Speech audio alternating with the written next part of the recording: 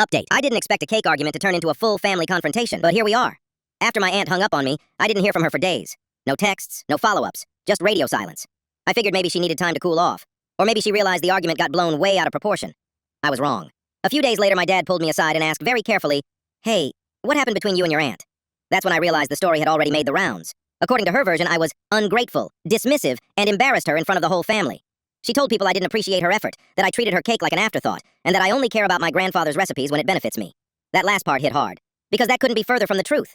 So instead of firing back or starting a group chat war, I decided to handle it the most respectful way I knew how. I invited my aunt over for coffee. She showed up tense, arms crossed, already defensive.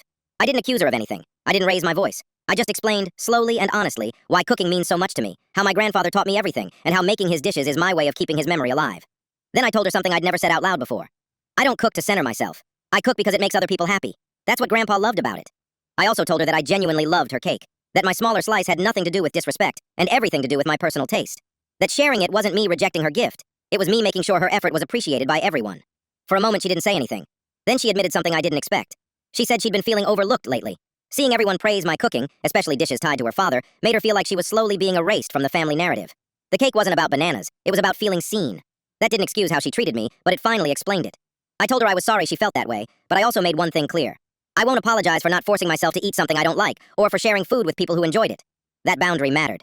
In the end, we didn't hug it out dramatically, but the tension eased. She apologized for calling me ungrateful. I apologized for not explaining myself sooner.